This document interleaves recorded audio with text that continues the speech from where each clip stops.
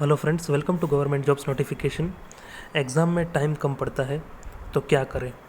ये मेनली उन लोगों की प्रॉब्लम होती है जो कॉम्पिटिटिव एग्ज़ाम्स की तैयारी करते हैं। कॉम्पिटिटिव एग्ज़ाम्स में भी सबसे ज़्यादा एसएससी और बैंकिंग एग्ज़ाम्स में ये प्रॉब्लम ज़्यादा देखी जाती है कि बच्चों को टाइम कम पड़ जाता है। तो इसके लिए क्या करें? तो इसके लिए सबसे पहली चीज़ जो हमें पता होनी चाहिए वो ये है कि क्वेश्चन को कितना सॉल्व करें। हर क्वेश्चन को हमें पूरा सॉल्व करने की ज़रूरत नहीं होती है। कुछ क्वेश्चन में लास्ट स्टेप लिखने से पहले ही आंसर का ऑप्शन टिक करके आगे निकल जाना होता है। किसी किसी क्वेश्चन में लास्ट के 2 स्टेप नहीं लिखने होते हैं, डायरेक्ट ऑप्शन टिक करके आगे बढ़ जाना होता है। किसी किसी क्वेश्चन में तो डायरेक्टली क्वेश्चन पढ़ के ऑप्शंस देख के आंसर टिक करके आगे बढ़ जाना होता है। तो ये चीज़ हमें पता होनी चाहिए कि किस क्वेश्चन को कितना सॉल्व करें। फिर दूसरी चीज़ है कि कौन सा क्वेश्चन कब सॉल्व करें। मेन सबसे ज़्यादा प्रॉब्लम लोगों की ये रहती है कि वो पहले क्वेश्चन से स्टार्ट करते हैं और लाइन में सारे क्वेश्चन सॉल्व करना शुरू कर देते हैं। ऐसा नहीं करना होता है। हमें पेपर को 2 राउंड में कंप्लीट करना होता है, या फिर अगर ठीक लगे तो 3 राउंड में। जैसे कि पहले राउंड में हमें वो क्वेश्चन करने होते हैं जो सबसे ईजी है या जिसकी प्रैक्टिस हमने सबसे ज़्यादा बार कर रखी है। तो वैसे क्वेश्चन को हमें सबसे पहले उठाकर जल्दी जल्दी सॉल्व करना है, जिसको हमें इतना कॉन्फिडेंस होता है कि हम इसको आराम से निकाल लेंगे। ऐसे क्वेश्चंस को पहले राउंड में सॉल्व करना होता है। फिर दूसरे राउंड में जो थोड़े से मॉडरेट क्वेश्चंस होते हैं उनको सॉल्व करना होता है। और थर्ड राउंड में जो बहुत हार्ड क्वेश्चन है, वो जिसमें आपको बिल्कुल कॉन्फिडेंस नहीं है, आपको पता नहीं है कि इसका आंसर आपसे निकलेगा कि नहीं, तो ऐसे क्वेश्चंस को थर्ड राउंड में सॉल्व करना होता है। और हर क्वेश्चन के मार्क्स तो सेम ही होते हैं, इसीलिए जितना हो सके सबसे पहले जितने भी इजी क्वेश्चंस हैं उनको ढूंढ ढूंढ कर उनको सबसे पहले सॉल्व करना ज़रूरी है। उसके बाद ही हार्ड क्वेश्चन उठाने चाहिए, क्योंकि मार्क्स सबके सेम हैं। फिर तीसरी चीज़ है कि हमें अप्रोक्सीमेशन करना आना चाहिए। तो अप्रोक्सीमेशन क्या होता है?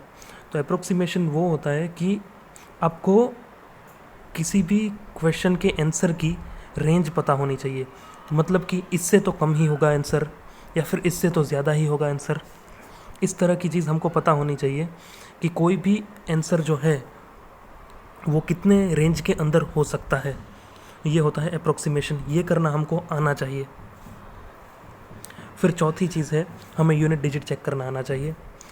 कोई भी आंसर है, अगर कोई भी क्वेश्चन है उसके अंदर अगर आंसर टिक करने से पहले लास्ट में कोई बड़ा सा मल्टीप्लिकेशन या एडिशन है तो हमें वो पूरा सॉल्व करना नहीं होता है। उसका डायरेक्ट यूनिट डिजिट ऐड करके या मल्टीप्लाई करके अगर हमें पता चल रहा है तो वो यूनिट डिजिट ही ऑप्शन में एक ही ऑप्शन ऐसा दिया हो जो यूनिट डिजिट आंसर होता है, तो वो टिक करके हमें डायरेक्ट आगे बढ़ जाना चाहिए। पूरा सॉल्व करने की ज़रूरत नहीं होती है। फिर पांचवी चीज़ है, हमें 11, 9 और 3 का मल्टीपल चेक करना आना चाहिए। ये मल्टीपल चेक करना आना बहुत ज़रूरी है, क्योंकि जिस जिस क्वेश्चन में पाई की वैल्यू या पाई यूज़ हो रहा है उसमें 11 का मल्टीपल चेक करके हम आसानी से आंसर तक पहुंच सकते हैं। वरना वैसे क्वेश्चंस का मल्टीप्लिकेशन करना बहुत ज़्यादा हार्ड हो जाता है। जैसे किसी का वॉल्यूम फाइंड करना हो या एरिया फाइंड करना हो, उसके अंदर ये सबसे ज़्यादा यूज़ किया जाता है। फिर छठी चीज़ है जो हमें पता होनी चाहिए, वो है डिजिटल सम कॉन्सेप्ट।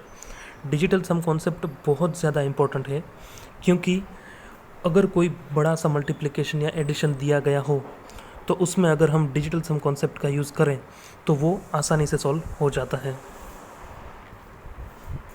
फिर सातवीं और सबसे ज़्यादा इम्पोर्टेंट चीज़ है, हमें सब ज़्यादा से ज़्यादा प्रैक्टिस करनी चाहिए।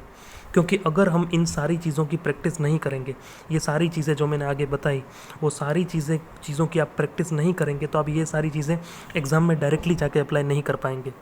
तो अब हम ये प्रैक्टिस करेंगे कहाँ से? तो ये प्रैक्टिस आप करेंगे मॉक टेस्ट से। तो जितनी हो सके एग्ज़ाम से पहले आप जितनी ज़्यादा से ज़्यादा मॉक टेस्ट दे सकते हैं आप मॉक टेस्ट दीजिए और प्रैक्टिस कीजिए।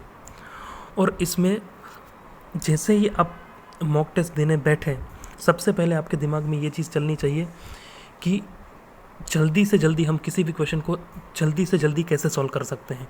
आपके दिमाग में हर टाइम ये चीज़ चलती रहनी चाहिए कि किसी भी क्वेश्चन को मैं और कम टाइम में कैसे सॉल्व कर सकता हूँ। लेकिन स्पीड के साथ साथ एक्यूरेसी रखना भी बहुत ज़रूरी है। इसके लिए आपको ज़्यादा से ज़्यादा मॉक टेस्ट देनी है और प्रैक्टिस करनी है।